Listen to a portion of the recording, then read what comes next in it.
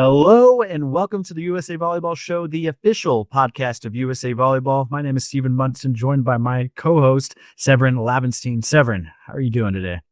Doing all right, Stephen. Running around a little bit. It's busy season, as you know, but we wouldn't have it any other way. So busy and always making time for the USA Volleyball Show. How are you?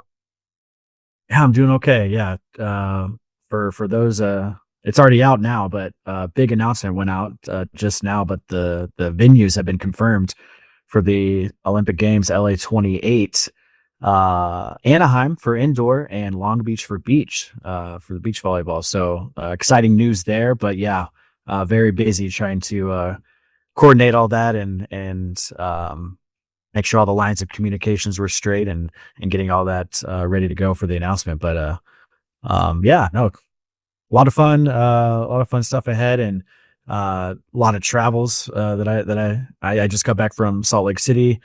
We had the media day with the U.S. women's sitting team, which was awesome. I'll just start off with Salt Lake City, recapping that because I don't think I have yet on the podcast. But an awesome qualifier. That was my first time in Salt Lake City. Sevrin, I apologize. I did not make it to any of your recommendations that you sent me. But I did get food poisoning on the last day, so a little bit of an excuse there, but not really. But I'll take it. Yeah, my heart was in my mouth when you were talking in our meetings. When you were like, "I got food poisoning," I was like, "Gosh, I hope it wasn't in my representation." One of your recommendations.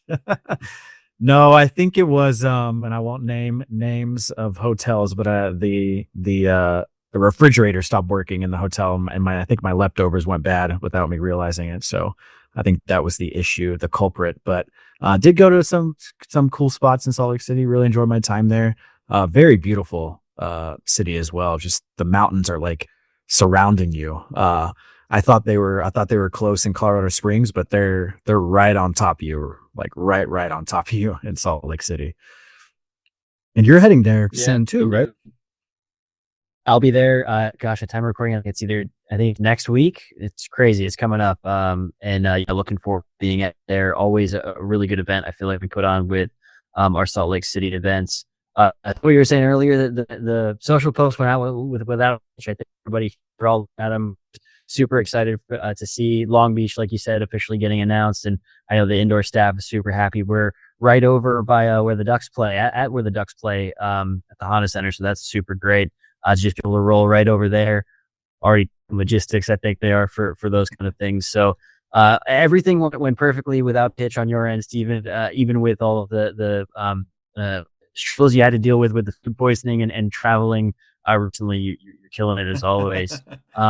It's a little bit hectic too with sort of travel down the 405 a little bit for me. We'll be going to a couple more men's collegiate games the final stretch here. We'll talk about in a little second as well, but also would be this if I didn't say I'm working off my personal computer for this call, because the last when I was UCLA for a fantastic match was doing a little bit of a multitasking while we were playing BYU. Was updating some events from 16 from future, I think it was Thailand, and before I know it, ball right to the computer, right off the back of direct hit the screen of death, and so that the computer, after 3 years of glorious service, died on the battlefield. 3 years. I didn't realize it's been that long so far.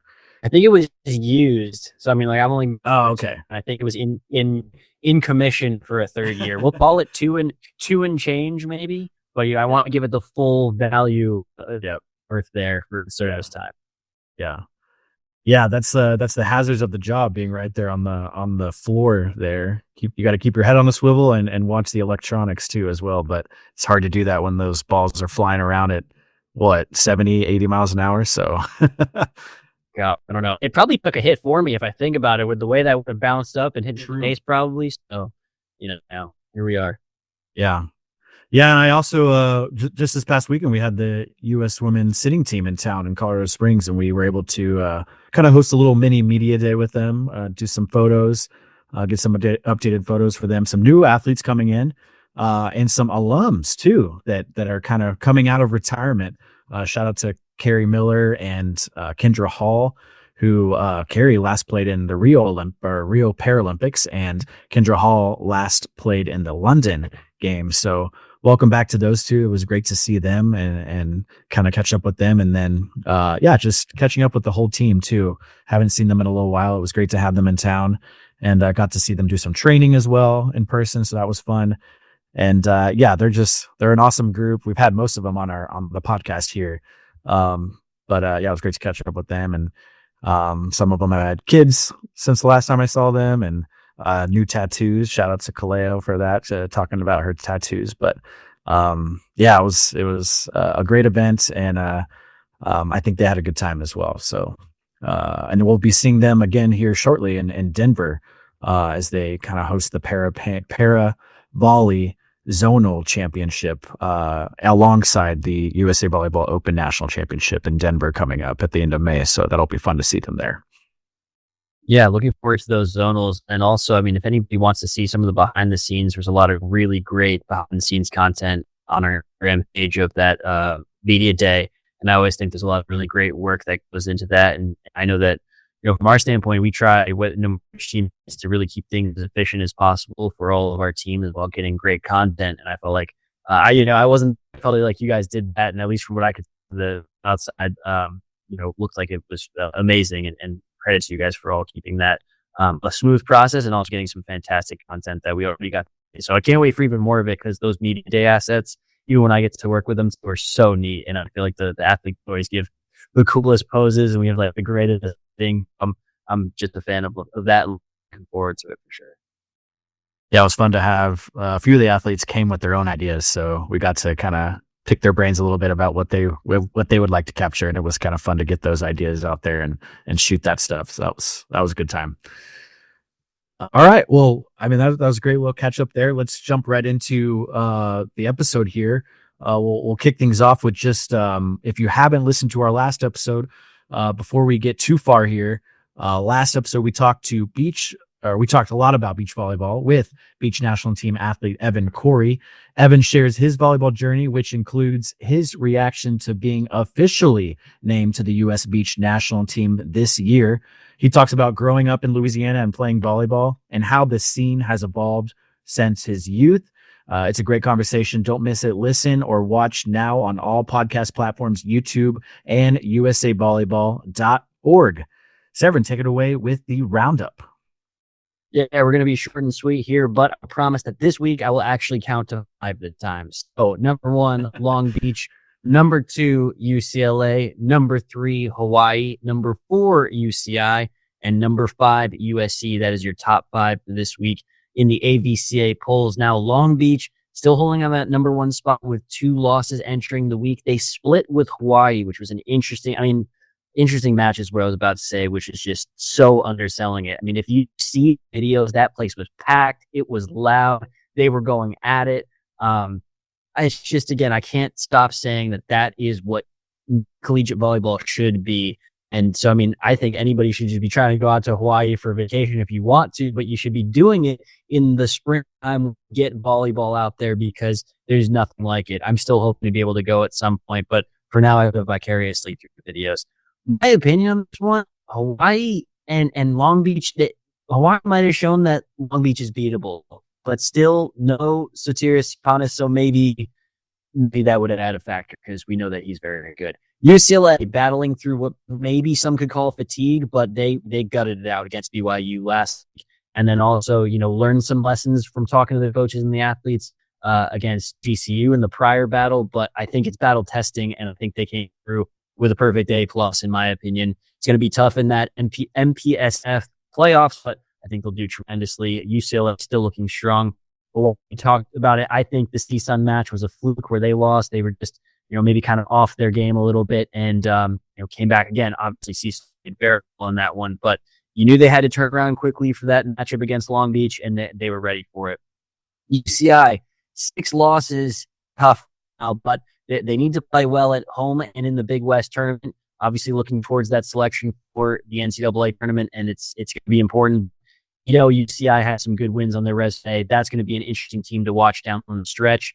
And then finally, UFC bringing up number 5, a quick drop from 3 to 5, but that's because of 3 losses in a row. they're dealing with some injuries. And so that's, I think, the main reason why you see that one. We're hoping to get Dylan Klein back soon. U.S. having one of their best years, I think, off the dome since 2015, but it's been about that long. And so U.S., they can get some guys healthy for the right amount of time.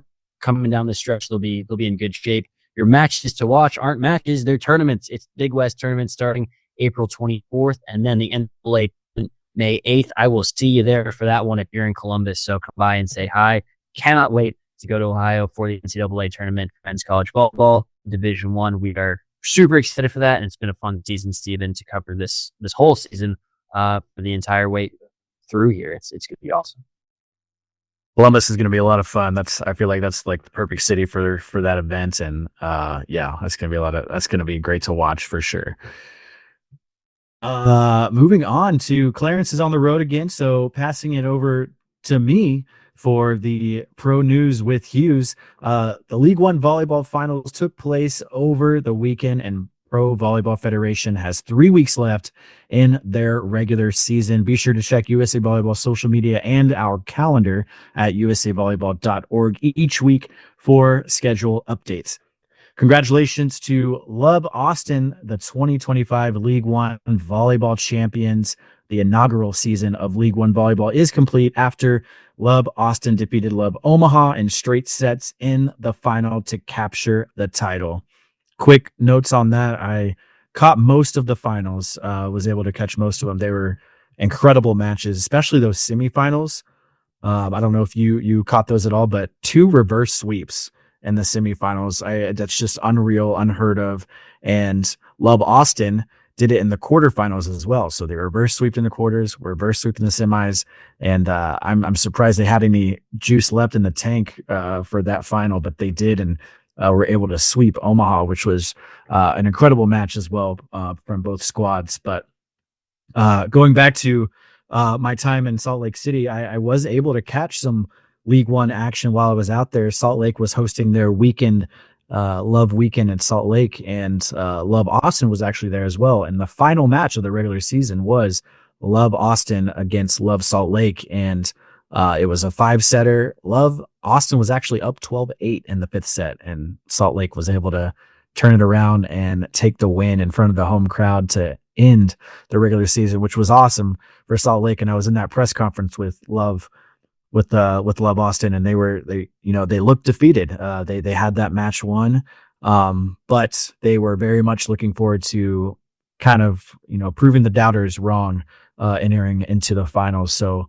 it was just really cool to see that kind of story unfold, and Love Austin just taking it away in the finals. And that was they really just dominated and showed what they could do on the court despite the rankings heading into the finals. So that was really cool. But going on to that finals match, Olympic bronze medalist Carly Lloyd was named player of the match with 45 assists, 9 digs, and led the team to a .411 hitting efficiency.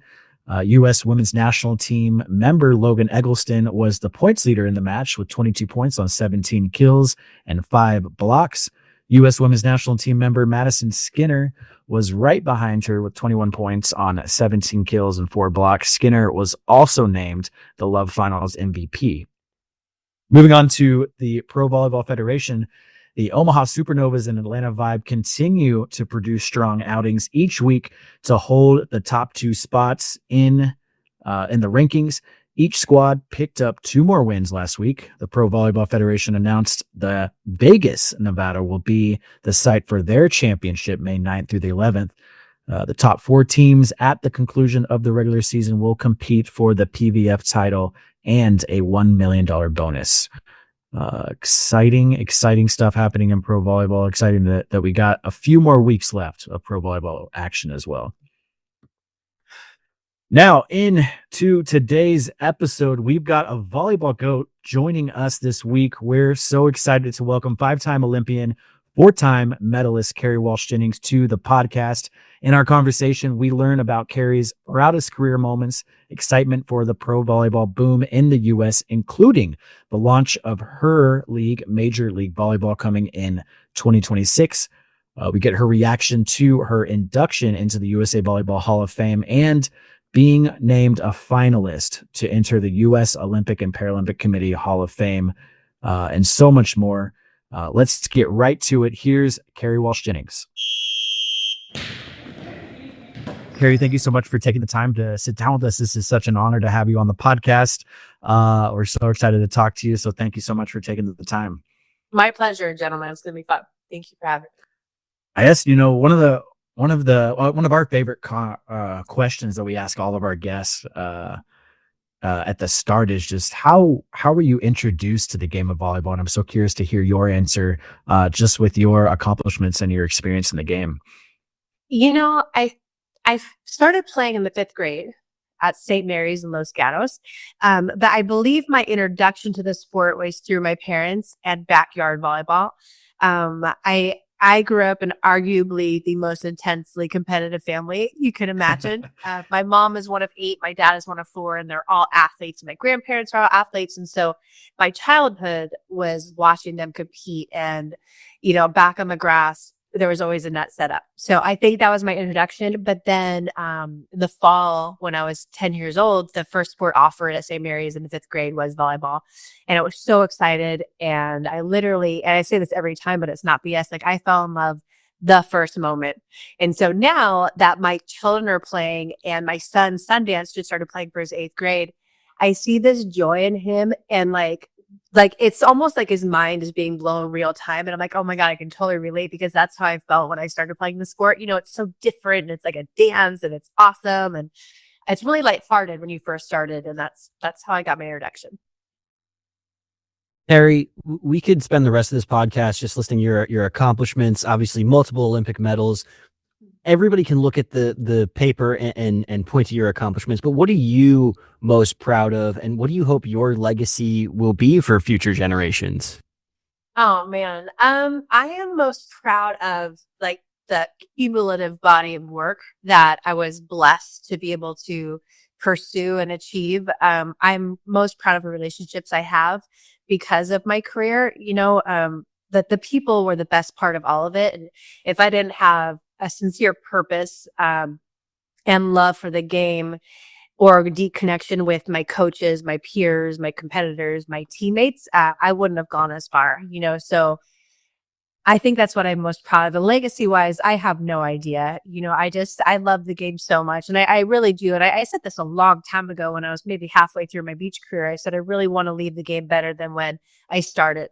And in a lot of ways, indoor and beach, the game is beautiful, right? We've grown so much, and on the professional side is where we need a lot of love and a lot of support. And I'm still on a mission to follow through on that promise that I made to myself and to the volleyball world, to leave it in a better place professionally. But legacy wise, no idea. Just want to be good at what I do and love what I do, and hopefully inspire people along the way. Well, I think I could speak for everyone that we're lucky to have you still in the game and still involved and still giving back. So that's exciting to see. And we're going to talk about Major League Volleyball later, and I'm excited to hear you talk about that. But speaking about legacy, congratulations. You'll be inducted into the USA Volleyball Hall of Fame in May. That announcement went out earlier this year. And then also, just most recently, you've been named a finalist for the U.S. Olympic and Paralympic Committee Hall of Fame as well. And those results will be shared with us in a couple weeks. So yeah, first off, just congratulations to you on those accomplishments. And I guess looking at that, what does that recognition mean to you personally and professionally? It's obviously truly very humbling, and it's almost baffling to me, because it's such a team sport, so it's like, where are my girls at? Why am I not being inducted with them? Certainly on the beach, it's, Missy and I do so much together, April and I, and even my partners, Brooke Sweat. There's just, my people just, are part of all of this. So taking that out, it's just an honor, and it makes me reflect on just truly the blessings I've had in my career, the crazy journey and the quest that I was on to become the best I could be, the support that I've had, not only, through my tight community, my family, like my husband, my children, but the world really embraced me, and they were so kind. And there's so many elements to my story, and so much little acts of kindness and support that got me through really hard times. You know, a lot of self-doubt and a lot of shame, a lot of stuff you carry as an elite athlete wanting to be your best. And it's just, I think this induction, these opportunities are just a reflection of how much support I had, how much I loved it, and how amazing my teammates were, because, you don't win without them. So, and my coaches, just so fun. Kerri, if we can shift to kind of looking at the future of the sport, if we can there, as someone who's helped elevate the sport so much on a global scale as you have, what do you see as kind of the biggest opportunities for beach volleyball in the future? It's so amazing what the NCAA programming is doing for our sport. That the fact that we have that ingrained now, like, it just supports the juniors movement so much. And obviously, if you have collegiate opportunities, that goes down to high school, that goes down to juniors clubs. Again, just kind of the moonshot, and what's a ripe opportunity is the pro side of the game. We have the AVP, and they're doing a great job trying new things with the league and everything they're doing here stateside. Globally, we have FIVB and Volleyball World leading the show there. And I think there's a space in between there for something global, yet domestic to here in America. That's blue chip, that's akin to the WM or to the NBA, to like the best of the best, where you play here in America because it's the best market in the world. But you bring the best players in the world without the Olympic country versus country or just domestic competition. And I see that as a huge opportunity, not only marketing and branding wise, but, sports entertainment. Our sport is the most entertaining sport there is. It's the most beautiful lifestyle. And I really want to be part of the team that captures all that magic. We had elements of it in the early 2000s, and I was so fortunate enough to play on, the AVP under Leonard Armato, who was such a visionary and a great evangelist for the sport. But ever since then, I feel like our vision has been dumbed down a little bit. And I really want to, think blue chip, Formula One, like the perception of value is really important. And our sport deserves to be glossy and sexy and exciting and family and all the beautiful things that volleyball is. And I believe I got the team to do it. So I'm excited for what's next. I appreciate you bringing up the collegiate side and the pro side, and how that really goes hand in hand with bringing up those younger athletes and getting them exposed to volleyball, especially when you can get on big networks like ESPN, CBS, and all that, which has been booming the last few years too, just getting, that collegiate volleyball coverage and our pro coverage on those major networks. I guess switching things over to the boys side, boys indoor is growing fast right now. A lot of high schools are sanctioning it. States are sanctioning it across the country. For the beach side, though, how do we get, or I guess in your eyes, your perspective, how do we get boys involved in beach, and even just kind of getting up to that college level? How do we get colleges to kind of sign up for that? Well, I think you just nailed it. We need collegiate programming. For sure, because that just is what everyone in the juniors, landscape is going to, they need somewhere to go, and it's so interesting with my company at P1440. Over the past 5 years, we've tried to do a lot of boys beach programming, but no one shows up. And then all of a sudden, when you get to CBVA or like the semi-pro level, everyone shows up and they're, 18 through early 20s. And you're like, where have you guys been? We're trying to serve you. We're trying to have tournaments and programming. But I think the fact that there's a glaring void in the collegiate space, and so it's awesome that the men's game is so awesome. Like I take personal offense when people say the girls' game is so much better. The girls' game is incredible. I love it, beach, indoor, and it's so incredible on the men's side, beach and indoor. And so they deserve a home for sure. Obviously with the landscape of NCAA and all the lawsuits going on, like who knows what's going to happen. And I think adding a sport like men's beach, it could be obviously a very long shot, because I know Olympic sports in general are in jeopardy. And so we'll have to see, but it takes advocacy and, just strength in numbers. And I have to believe it's possible because the sport is so good. So, and especially if so many of the colleges across the country are going to continue to adopt beach volleyball, they're going to have the infrastructure and the structures, so once the venue cost is done, then it's kind of a no-brainer, start with club and then keep going. I think you're touching on, sorry, Stephen. I was just say that you mentioned the venues. I've seen so many incredible venues that these colleges have for beach volleyball. first picture that comes to my mind is LSU's. I've seen pictures of that, and but go ahead, Sevrin. That's just really cool to see that. Stanford's got a good. Stanford too. Yes, they all do. Matters. It really matters where these athletes are playing on, and it's so wonderful to see the universities like taking great pride, in the venues that they're selecting, and we just can't stop. We just got to keep pushing, and because I think the market supports, I believe, in many cases, addition to, that we keep growing in the sport. I love seeing the banners too in those venues when I feel like it adds more of that professional feel. You see the wins, you see the big accomplishments. And it's like, yeah, here it is. It's all right there in front of you. It's just like all of the other sports, if not, and it's elevated on that right level. I feel like by adding that little touch there too, it's one of my favorite things to see. And that's such a good point. We're such a baby sport. Like we're not even a toddler yet. Comparatively speaking. And so I think we have to be patient, but have some urgency. And because it, like you said, like we're starting to have a history in collegiate, beach volleyball now. And that's awesome. And we got to honor that. And a lot of obviously our Olympians, are coming from the collegiate programs. And that's fantastic. So there's much to be celebrated. It's awesome. We've touched on it a little bit, but kind of zooming out to talk volleyball as a whole and how we continue that growth. It seems like it's a big topic that gets brought up a lot, and talking more about kind of the younger ages now in a way that makes sense. How do you think we can grow the game in that area? Do you have any thoughts or how to do that? How do you have any experience with that? Talking more like sub-collegiate level to the youth level. So where would that fit in?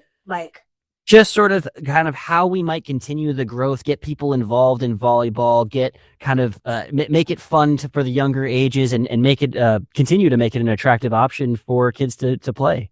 I think, and our team is talking about this actively at 1440, what we're missing, I think, in order to broaden our fan base and the people who are participating in the game, it would be incredible to have basically the AYSO version of volleyball.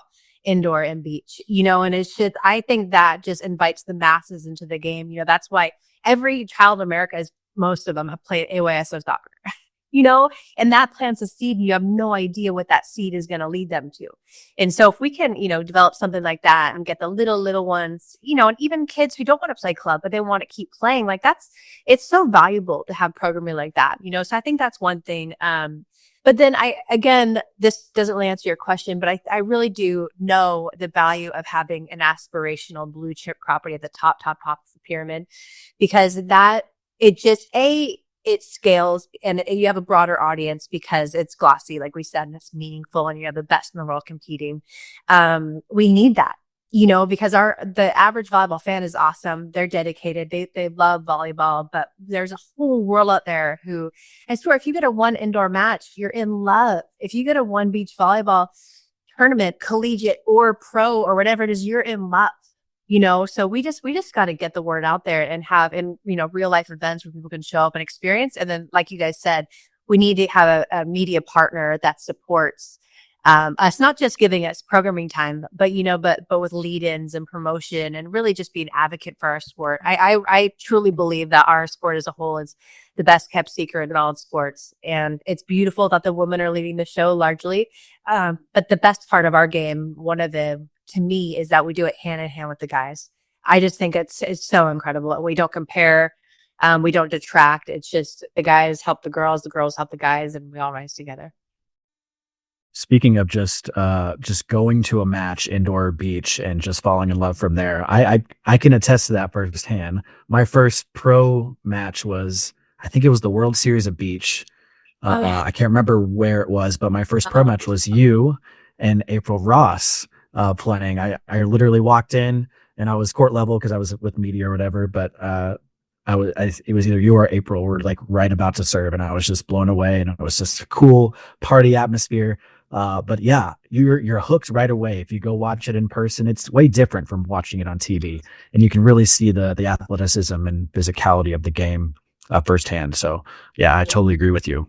Hopefully it was April serving because she's much more dynamic. For the World Series of Beach Volleyball was a Leonard Armano property. And that was in Long Beach. And, it's just, you're exactly right. It's not just a sporting event. It's a festival, and it's so fun and intense and for everybody. it doesn't matter your age, your gender, or if you know the game at all. It's just there's some magic there. And so for me, we've had great success before. We just need to be able to sustain it and capture, lightning in a bottle again. And I think the vision is really important. I think the team to execute the vision is really important. Billie Jean King, who obviously, was pioneer in Title IX, and she has a Women's Sports Foundation who's just done so much for women's sports.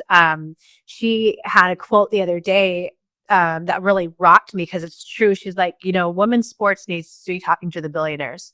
God bless the millionaires, but we need to be talking to the billionaires because the conversation is different and the runway is different and the commitment is different, and there's less fear and just more strategy involved. And that really resonated. And, we want anyone who there's like a true, sincere alignment and resonance with the game. We don't want just anyone's money. We want people who believe and who want to build and grow with us.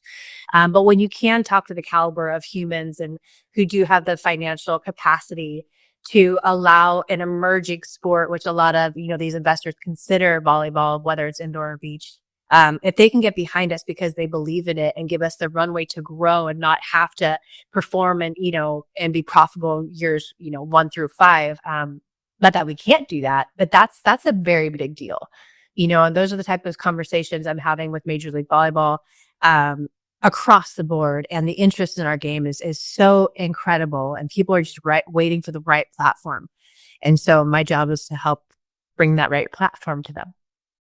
Let's talk more Major League Volleyball. In January, you announced the creation of a new women's pro volleyball league, Major League Volleyball, coming 2026, I believe. And can you share what drew you to that project and what you're most excited about for the league's future? I have been on a mission, like I said, for so long to align with people who really see the value in the sport. And I had a great opportunity with PVF last year. And it was so great because everywhere I went in support of PVF, it was just so clear, hands down, the product is wonderful. Our sport is a great product.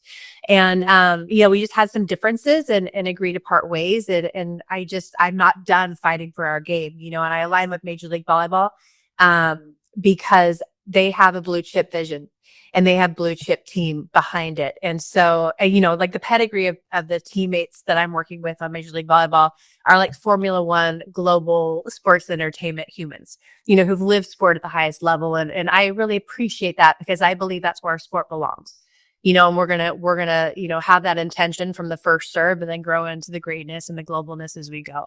And what I know in my heart, having played around the world and having seen the marketplace of athletes, whether, it's like recently graduated to semi to pro, like there's so many athletes wanting to compete. And if you build it, truly they will come. And our vision at Major League Volleyball is to bring the best of the best in the coaching world, in the world of, indoor pro athletes here to America. But the purpose of us is not to squash anybody. It's not to limit opportunities or to hurt the ecosystem. It's only to serve the ecosystem. And the way we see it is that there is blue skies up here, and we want to be up here in those blue skies. You brought up F1 a couple of times. I'm a huge F1 fan. And so if we can get volleyball to being on that level, I'm so in. If we get if you get the Drive to Survive equivalent, let me know if you need a narrator or something. I'm all in for that. That sounds so great. Exactly. Like they did so good. Like there's so many components. The media and sports and entertainment component to this is so exciting. What I love about our sport is that like beach volleyball is a sexy marketing arm to this sport of indoor volleyball, which has the numbers, and the, like across the board. And so the sky's the limit. And F1 is it's on purpose that I'm choosing that because A, it's like the glossiest, most blue chip, global. And B, it's because we have numbers on our team who work for McLaren and who kick butt in that world. And now they're bringing all of their expertise and their wisdom and their know-how to our world. And we deserve it. Kerri, to go kind of shift gears and look more at kind of your volleyball cultural impact. I mean, you've become a household name of the sport. Quick tangent. I was out to go buy golf balls the other day and your picture is still up at Dick's Sporting Goods. Like it's just, you're everywhere still. And how important do you think it is for athletes to be role models? And how have you navigated balancing that and your public image with your private life and just your whole experience with that?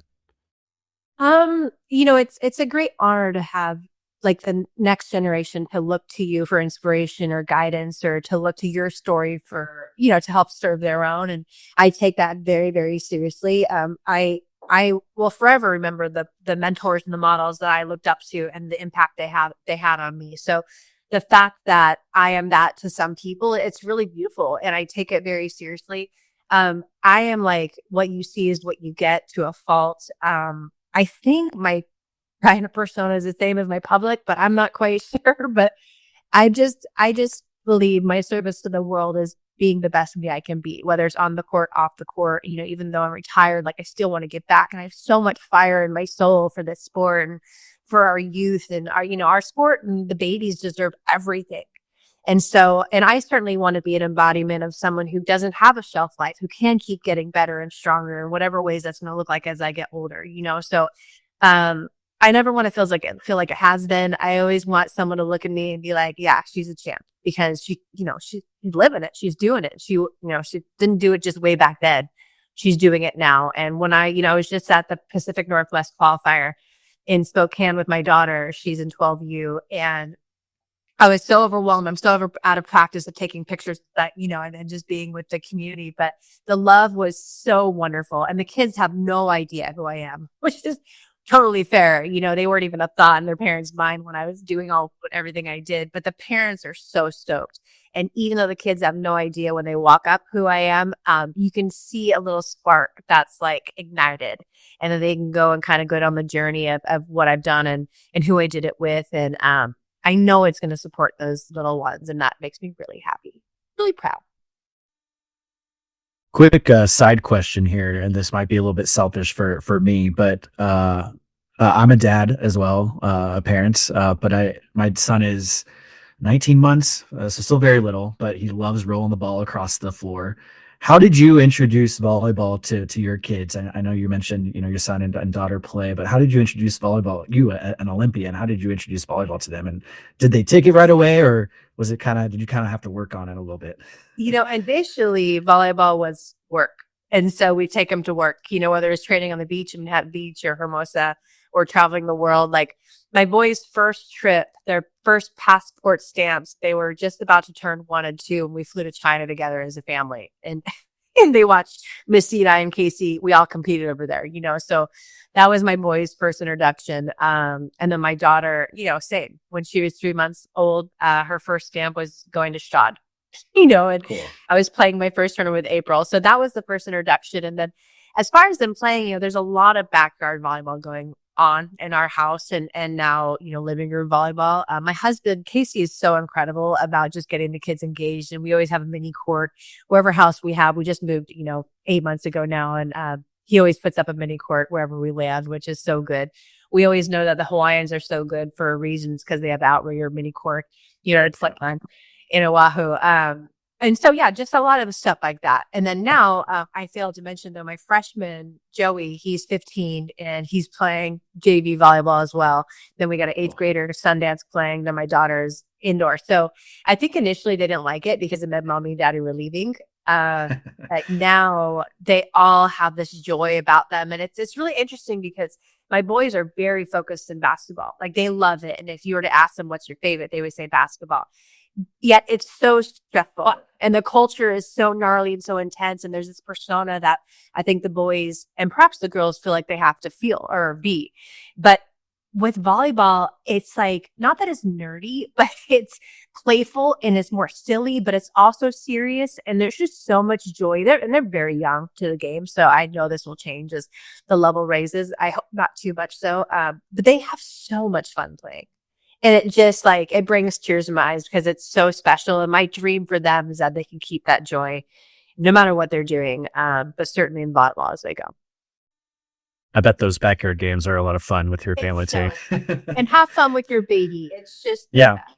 His face lights up every time I get the ball out. He loves it.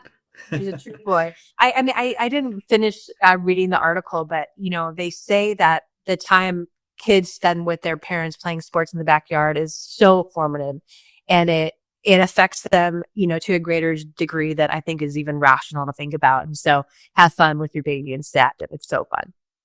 I'm excited. Yeah. Like I gotta go thank my dad for playing wiffle balls to me when I was a kid now. Do it. Getting back on track. Sorry, I took us off the rails there a little bit, but we've talked a little bit about just the growth of the sport and how much it's evolved, over the years. And we talked about, just going, if you're a fan or not a fan, haven't seen volleyball, go to a game, see it in person. You'll get hooked right away. For anyone, listeners, fans of sports, fans of volleyball who might not be totally familiar with the sport or with the game. What's something in your experience through playing and your experience, watching your kids play, what's something that people might not know about volleyball or might not realize about the sport before they see it? There's so many amazing things, but I think one thing that separates us, and it's not just because it's the way it's done, but there's a point every single play, right? Every single play. And it just allows and affords, and usually it's in a rally, so it's so action packed and everything is weighted. I know you have tennis, you have these things that are like that. And I love that sport. But I just think that the fact that every point you're battling, every moment you're battling for a point, and the way it's done indoor and beach, it's so dynamic and it's so graceful and it's so heavy hitting and it's so everything all at once, that I just think no other sport has that in the way volleyball has that, and so I think that's a really big selling point. And when I watched volleyball, indoor or beach with newbies, with greenhorns to the game, they're like, holy shit, I had no idea that it would be this intense. And a lot of people with rally scoring, especially on the beach, like, oh, once you get a big lead, you can't come back. Baloney. It's so exciting. The fight is so exciting. And so that's been something across the board. People have shared that with me, and I fully agree. I just want to add on to that, and I think it's such a great point by you. Well, I have a lot of friends who aren't super familiar with the sport, and the one thing that I try to tell them is like, no, these are some of the best athletes in the world, and I think they're always surprised at the sheer level of athleticism. And I'm surprised that they're surprised, because if you just take a second to watch the sport, indoor or beach, it's just amazing what every player is able to do from an athletic standpoint. And that's what I wish. And I'm glad to hear you say that, because I feel like that's an add-on to that too, where I'm just like, no, you need to watch, because these are some of the best athletes in the world. I love it. And my kind of selfish, and maybe this is a little bit, I'm poking the bear a little bit. But there's so many very good volleyball players, on up. And I think we're so programmed and so structured in the training for volleyball that we're losing a little of the athleticism and the weirdness and, the craziness. And I hope that gets brought in to our game a little bit more. But you're right. Like, it's so dynamic. These athletes are so well trained. It's like the most beautiful dance ever that has consequences. And so and both games, men and women, are hard hitting and graceful and all of it. So it's awesome. I agree. To go to another gear once more, let's look at LA 28, if we may. The Olympic Games coming back to the U.S. in 2028 with Los Angeles. You competed in 5 Olympic Games. However, none of them were on U.S. soil.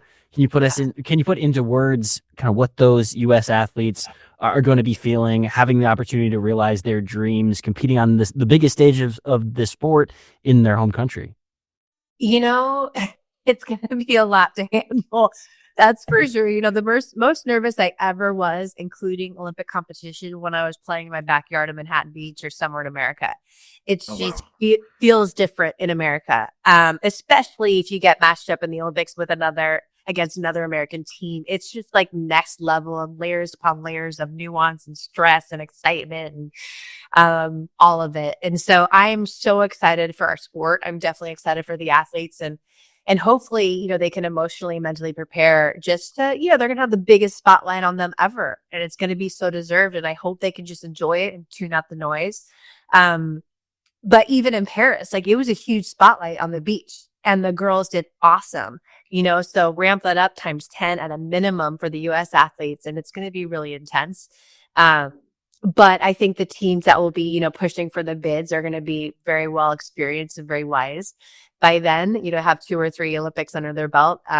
And so we shall see, but it's going to be a lot. It's going to be a lot. And I know that I don't know if they've landed on the city of Santa Monica, for the venue. I hope so, because that's such a fun beach to play with, great sand and a great community. It's going to be awesome. And the Wasserman team and the LA 2028 team, they're just all about having the real California LA experience. So it'll be cool to see how they program it and how everything turns out.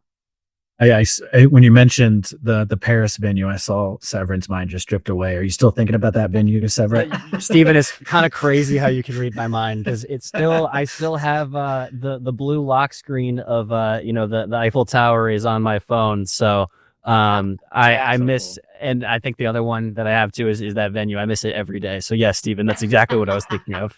The night matches were so good. The day matches were so hot, but it was so great. They did. Yeah. Paris did an amazing job, and I hope they've gotten all the kudos they deserve, because I had such a great experience. I thought it was going to be a nightmare getting around, or just such a hassle, but the security was so good. The venues were next level.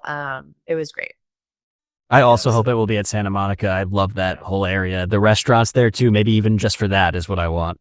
I know. LA is going to do good.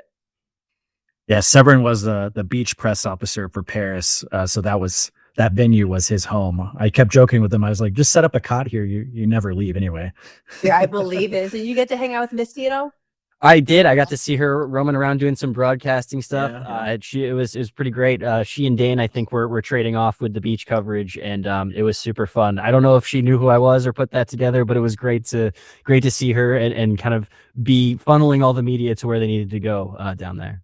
Oh, that's right. She's a good woman. I love her. Continuing to talk about LA 2028, I guess in your perspective, once all said is done, when the games are over, how does volleyball look? How does, if it fully capitalizes on that moment, bringing volleyball to the U.S. fan base, Olympic and Paralympic volleyball to the U.S. fan base, how does the sport fully capitalize that in your eyes? Man, I think the lead up is really important. And I do believe that we need to take advantage of the 3+ years that we have in between, where we can just blanket America and blanket the world with how great our sport is, and ADP is going to do that here in America. I hope that whatever I'm able to create on the pro beach side, we can do that here in America and globally, and obviously on the world tour. And then, ideally we have some amazing properties that exist when that final ball lands, in LA, that the athletes can create a true career on a tour that is sustainable, and it's every year. I say this with so much respect, and it was a really sad epiphany I had years ago, where it's like, I'm such a proud Olympian, but my sport being considered an Olympic sport is a kiss of death, because once every 4 years for 2 weeks, we're the best, and then we go away. And so my job is to create that NBA ATP tour where the athletes can make all of their money and they can get so sharp and so ready on the tour. And then the Olympics, kind of akin to golf or basketball, the Olympics is like the cherry on top of this beautiful career they could have, on their own tour. And, I was listening to something the other day, I'm such a huge Kobe Bryant fan forever, and he means so much to me. And I love hearing him talk about how much he loved the Olympics. And because the Olympics are sacred, they're so special. But for our sport and for other sports that are considered Olympic sports, like gymnastics and swimming, we need to have the annual programming that so we stay ever present in the eye of the public. And then you'll just aggregate more and more fans, because like we already talked about, the product is so good. So we need that. And we need that in the lead up, and we need that post. But you're right. It's going to be a tsunami of amazing attention in our sport. And so we want to take advantage of that.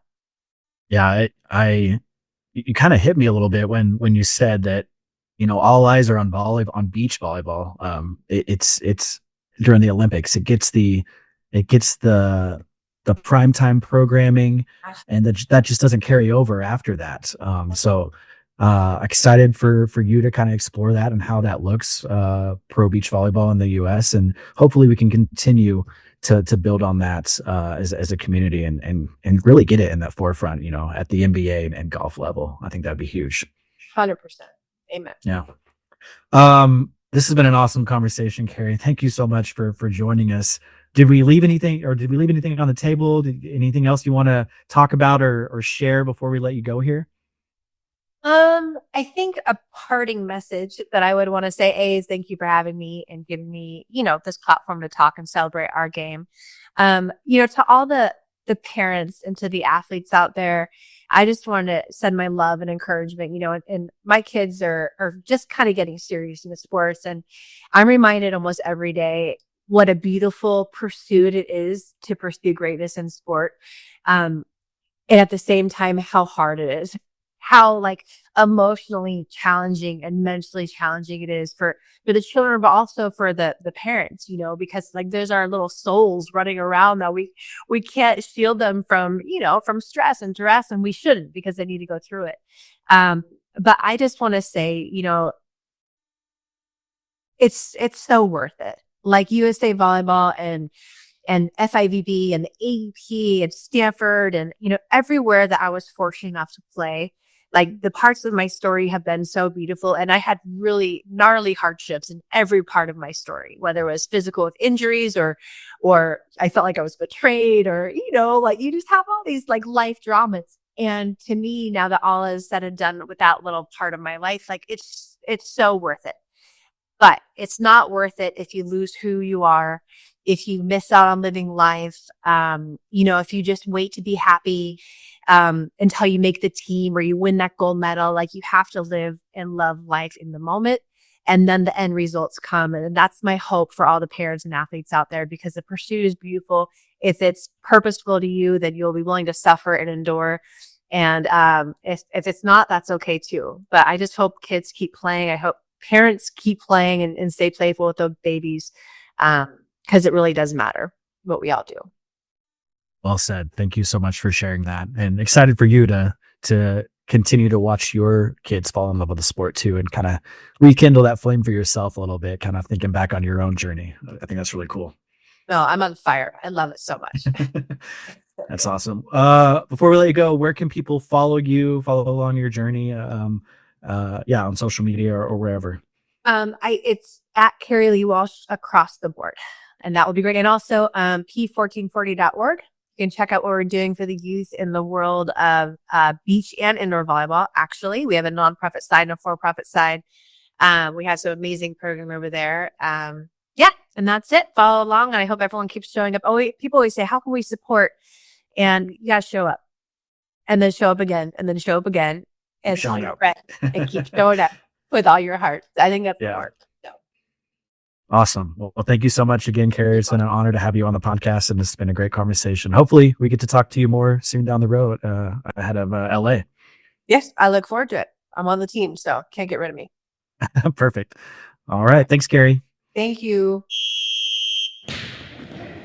Big thank you to Kerri for joining us this week. Just an honor to have one of the GOATs maybe the GOAT on our podcast. Stephen, I was a little starstruck, I can't lie to you, but what an amazing conversation. So great to have Kerri on the pod. Yeah, and just, as you mentioned, starstruck for sure. I've interviewed Kerri before. I've met her a handful of times, but still, every time I see her, I'm starstruck as well. And just such an honor to have her on the podcast, and especially ahead of her nomination in the U.S. Olympic and Paralympic Hall of Fame, and then our own. She's going to be inducted into our own Hall of Fame, USA Volleyball Hall of Fame, with that ceremony coming later in May. But yeah, just so down to earth. I loved just kind of talking parent to parent with her too, and just hearing how she introduced the game to her kids. Because just in my mind, how does an Olympian just introduce her sport to her kids, and do they even take after it? Do they like it? But sounds like they love it, and excited for Kerri to kind of just re-experience that love for the game through her kids. I think that's awesome. Yeah, I think one of my favorite things was just hearing about the way that she views the sport. I think the way that, I hate to put such a cold word like product on it as a label, but the way that she views the product of volleyball, for lack of a better term, is so insightful. And she really has, I think, a respect and an accurate view of how elite level this is, how just unique the sport is. I think even just it's worth it alone to stick around for her message to parents at the end of our interview. That was just an amazing way to think about the sport as well. I think she referred to the kids even too as that, your little souls are running around out there, which is just awesome. But no, I think her perspective on the sport is unique for someone where she's one of the best to ever do it. So it's you're getting that kind of played it, and then obviously with how involved she is, post career. Being able to, hear that was just awesome.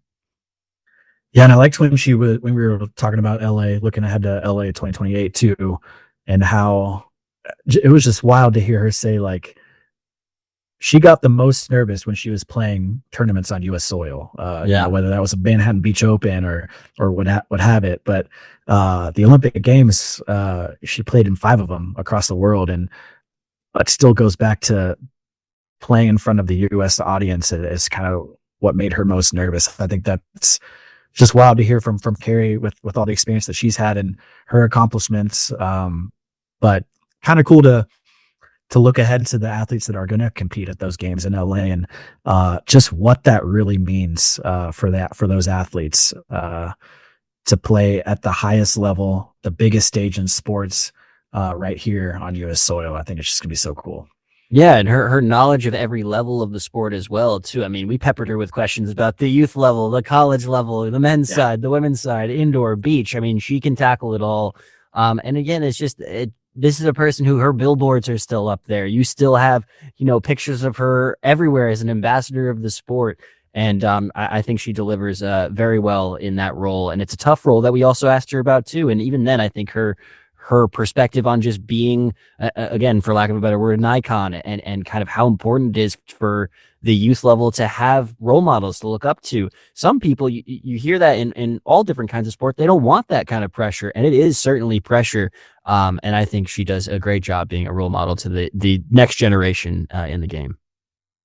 Yeah, and just going off that, going to wrap things up here. Thank you, Kerri, so much for taking the time to sit down and talk with us. An awesome conversation. Hope you, the listeners, enjoyed the conversation as well. And just going off that last bit, Sevrin, that you said, thank you, Kerri, for just continuing to give back to the sport too. It means so much just to continue to, level up the sport as the generations come up in the game, and just continuing being that role model, like you said, Sevrin. I think that's just awesome. And hope she continues to love watching your kids play the sport too, and go to those tournaments. For the parents, like she said, for the parents that are at those tournaments, I think they enjoy seeing Kerri walk around those courts. I think that's so cool. Now for upcoming junior events, the Lone Star Classic Girls National Qualifier Weekend 3, April 18th through the 20th in Dallas, Texas. The Northeast Girls National Qualifier Weekend 3, April 18th through the 20th in Fort Washington, Maryland. The Northeast Girls National Qualifier Weekend 3, April 18th through the 20th in Philadelphia, Pennsylvania. The Show Me Girls National Qualifier Weekend 2, April 18th through the 20th in Kansas City, Missouri. The Windy City Girls National Qualifier, April 18th through the 20th in Chicago, Illinois. The SCVA Red Rock Rave Girls National Qualifier Weekend 2, April 19th through the 21st in Las Vegas, Nevada. The Carolina Grand Slam Beach National Qualifier Weekend 1, April 19th in Apex, North Carolina. The Ohio Valley Beach National Qualifier, April 19th in Loveland, Ohio. The Carolina 12U, 18U Beach Regional Qualifier, number 1, April 19th in Greensboro, North Carolina. Good luck to all those competing for all upcoming events, and how to register. Visit our website, usavolleyball.org. Now, over to the pro side of events. Here's Sevrin. Yeah, the pro events, we've got the Beach Pro Tour Elite 16, April 16th through 20th in Brasilia, Brazil. So TKN looking to follow up on their silver from Saquarema. We've got Kelly Cheng and Molly Shaw up on their 4th place finish. And we have the return of Miles Partain and Andy Benish for the first time this season. So super excited to check out that. You can watch those matches on Volleyball World. And then Pro Volleyball Federation continues their schedule through May. Check out our calendar at usavolleyball.org and USA Volleyball social media for the upcoming schedules weekly. Thanks for that update. As always, if there is a topic you want us to talk about rather, or a guest you want to be featured on the podcast, whether that's a national team athlete, a club coach, junior athlete, official, anyone in our sport, we want to hear it. You can email us at the USAB show at usav.org. Let us know how much you're loving the show as well. And reminder, new episodes drop every other week. And until next time, thank you for listening to the USA Volleyball Show, the official podcast of USA Volleyball. This has been the USA Volleyball Show with Clarence Hughes and Stephen Munson. Produced by Curtis Ward. Our content producers are Sevrin Labenstein and Laura Fawcett. Our marketing lead is Bree Jaycox. If you enjoyed this podcast, be sure to rate and review. And if you haven't already, please subscribe to the USA Volleyball Show on Apple Podcasts, Spotify, or wherever you listen to your podcasts.